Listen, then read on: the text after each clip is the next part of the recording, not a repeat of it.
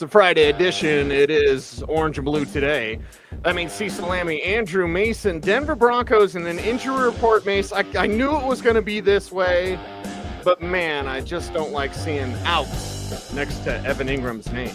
Yeah, I mean, you could see it coming, though, when you had the DNP for his practice report Wednesday and Thursday. So, No surprise. Evan Engram out. Dre Greenlaw, DNP, all 3 days this week out. He has been a DNP for all but 1 day since the Wednesday before week 1. So that is now 8 of the last 9 practices that he has missed entirely. And the other one last Friday, he was limited. So 3 weeks into the season, we still haven't seen Dre Greenlaw. And now we will see Evan Engram miss a game. So it's week 3, and the Broncos will be without 2 of their big 4 free agent signees this offseason. Yep, and a big week, and your division opponent in the Los Angeles Chargers. We'll go over our game plan, what the Chargers would be missing this time around as well. But we're here on a Friday to just say no Evan Engram. I'm not going to say no problem, Mace. But for me, I just go back to last year. Well, they didn't have an Evan Engram last year, so we'll see kind of that sort of mix. And without the Joker, the real Joker, they won't have those plays at their disposal. Yeah, you're going to have to call different plays, or you're going to have to get different guys to run those routes. And that means probably having Lucas Kroll run some of those routes, having Pat Bryant potentially run some of those routes, one of your bigger receivers. But you have to adapt. I mean, at the base, it's basically saying, okay, well, it looks like it did last year when you didn't have Evan Engram. It's basically reverting to that in terms of the personnel that you have.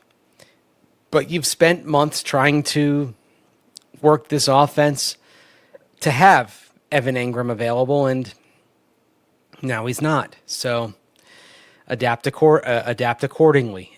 And by the way, it was interesting that Sean Payton did say that the lack of use for Evan Engram so far this season, the last 2 games, that wasn't tied to the injuries with which he's been dealing. Of course, calf injury week 1, and then he recovered from the calf injury even though he saw limited work in practice last week, and now the back injury. He said that was not a reason for the limited snap count compared to what you're used to seeing from Evan Engram over the course of his career. He basically said, okay, it's been only 2 weeks. It's, he's gonna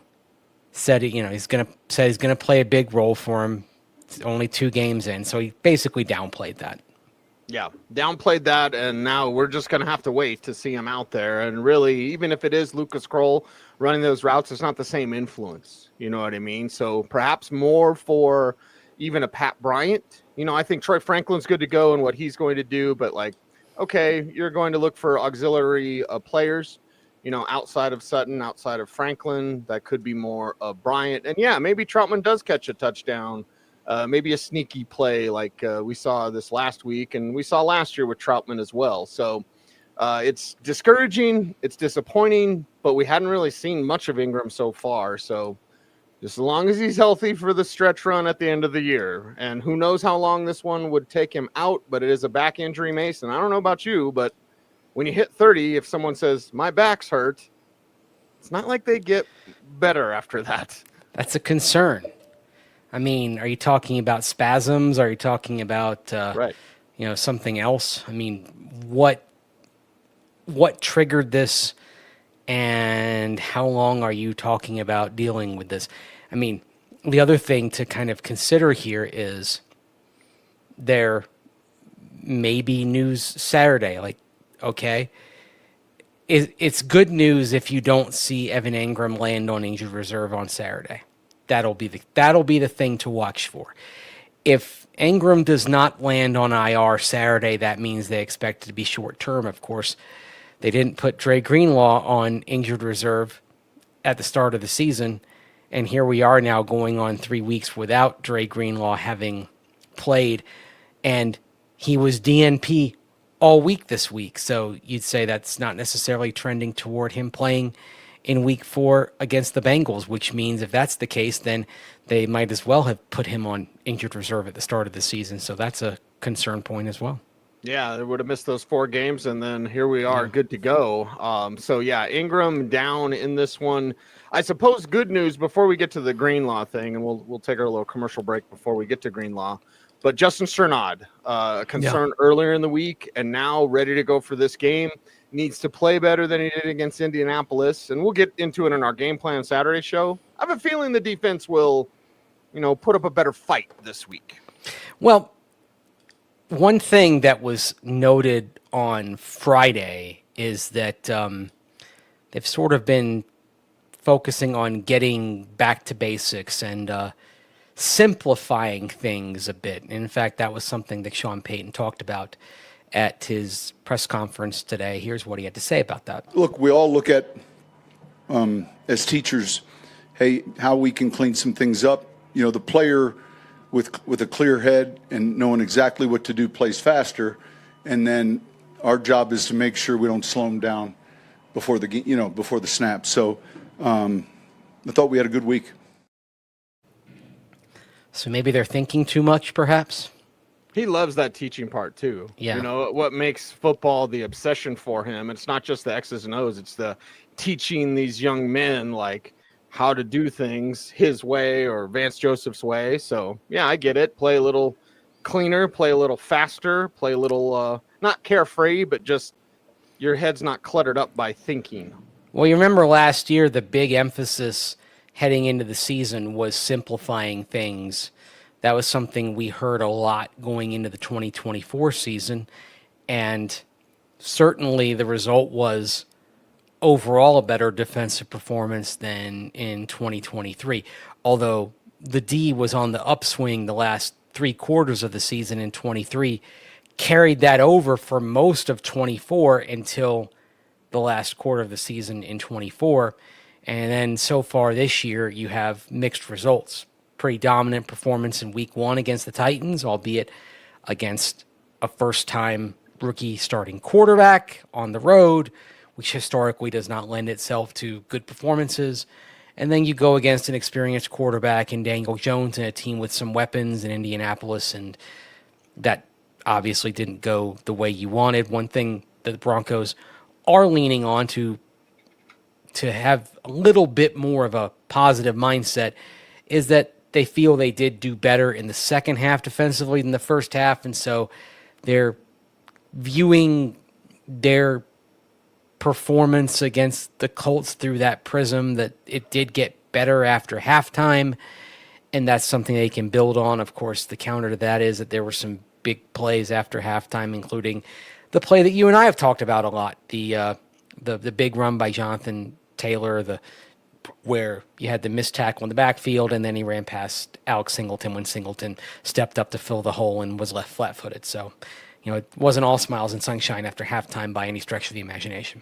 Right, man. We'll remind everyone that it's a bend but don't break defense. Bending means you're going to give up some plays. You just don't want those gash plays, those plays that end in 6 points. Yeah. So keep it in line. We'll see if the Broncos can do just that. Let's take a quick break before we wrap up an abbreviated Friday show. We're 7-day show a week here on OBT. So we'll get you what you need on Saturday for the game plan show. But let's take a break here, hear a word from our sponsor, and then tie a bow on Friday here. Today's episode of Orange and Blue Today is presented by Ramos Law, the official injury law firm partner of the Denver Broncos. Ramos Law was founded by Dr. Joseph Ramos, an attorney and ER doctor, to provide exceptional care to those injured in accidents. With a unique understanding of both medicine and law, the Ramos Law team is built to fight for you every step of the way. Experience the Ramos Law difference. Contact them today at ramoslaw.com. If we look over the Chargers practice report, and we'll go more game plan specific on Saturday's show, Mace, but okay, Justin Strnad back. Greenlaw is not going to play, but Will Dissly isn't going to play. for the Chargers, a player that you and I had conversations about because of what he did in his very first game against the Broncos when he was a rookie with the Seattle Seahawks. So, okay, they still have Tyler Conklin. They still have our guy, Rondé Gadsden. I so wanted Rondé Gadsden. But anyway, all right, we'll see. And Conklin can play. Do not think for a second that they're down Will Dissly. And none of these guys are Tyler Warren. None of these guys are Brock Bowers, of course. But Conklin, a seasoned veteran, he can get open. And certainly Gadsden, I'm a fan of freaks. And Rondé Gadsden was a freak athlete in the pre-draft process. That's to be sure, a rookie. But still, some players to make some impacts. You're getting Sternad out there. You don't have Greenlaw, but they also don't have their top tight end. Yeah, and go way back to Will Dissly's first career game when he had his career high in receiving yardage against the Broncos back at the start of the 2018 season. But tight end has not been a significantly productive position so far this season for the Chargers. Dissly 2 for 25. Tyler Conklin 2 catches for 50 yards so far this season. Although Conklin, by the way, he started both games so far this year for the Chargers. Dissly started one, and we have not seen Rondé Gadsden pop in there yet. So that's so expect that to change probably on Sunday. On the defensive side, Elijah Molden hamstring injury. He's not going to play. He has also already been ruled out with Cam Hart, questionable with a hip issue, and Dion Henley questionable with illness after being DNP both Wednesday and Friday and limited only on Thursday. So there are a couple other things to keep your eye on for the Chargers as well. Ladd McConkey, you're not going to get a break there. He was DNP on Wednesday, biceps issue, full practice Thursday and Friday. He's good to go. So sorry, Broncos fans, if you were hoping you might get a break there. Ladd McConkey's going to be good to go. So they've got their... They're still going to have him, and of course he's had 122 yards and 11 receptions so far this year. Just 7 yards and 1 catch behind Keenan Allen, who's had a nice renaissance in coming back to the Chargers so far this season. And it's been a nice 1-2-3 punch at wide receiver because, of course, Quentin Johnston's off to the best start of his career as well. And this is one reason why they've been able to cause some problems in the first couple of the games this season is because it's been that 1-2-3 punch at wide receiver. And Justin Herbert's been finding all those guys and involving all of them. Yeah, and that means Riley Moss, you got to be better this week. Yeah. Period. Oh, yeah. The game film did not show kind to Riley Moss, and we appreciate Riley. He's a good dude, but... And you have bad days, okay? I want to make that very clear. We still believe in Riley Moss, but man alive. Probably, I would say in terms of the healthy game film, the games when he's been healthy, I would argue that was probably his worst game last week. Yeah, you don't expect it from him when he's healthy. You don't expect a performance like that. But, yeah, they got you. Yeah. Make sure this week they don't. And not only that, I mean, he probably got away with at least one DPI that wasn't uncalled, if not 2 of them in the game. Oh, yeah. Colts fans let you know. Yeah. And honestly, I think Colts fans probably weren't wrong on that. Like this was a shakily officiated game all around. Like yes. it was one of those games where I think both fan bases had something they could complain about when all was said and done. Because there was some inconsistent adjudication in this game that went against both teams in the course of the game. So it was what it was. But yeah, game film wasn't kind to Alex Singleton. The game film wasn't kind to Riley Moss. And we'll see if there's a rebound from both of those guys this coming Sunday. Both of them could use a nice little bounce back game in LA. Inconsistent adjudication sounds like the great name for a metal band. But we'll save our guitars for a later program. It's a Friday edition. You guitar or bass? I'm drums. So, and I don't know who would sing between us. Maybe both. I'm tone deaf. I can't sing. It better be you. Has to be you. I can't sing either. But I can talk with a nasally drone, and that's why we appreciate y'all for listening to us here on OBT and Orange and Blue Today. Continues to grow and grow and grow. We love hearing from fans out there when we see you in public, and we just appreciate this team. We're excited about this game. And we're excited about growing our YouTube channel. Mace, how can folks continue to help us grow our YouTube channel? Like, Comment, share, subscribe, hit that notification bell. so that you Never miss miss vid. vid. That's right. Andrew Mason, all the socials at Mace Denver. I'm at Cecil Lammey saying OBT's a BFD. Thanks for watching. Stay tuned. And would you please stay frosty?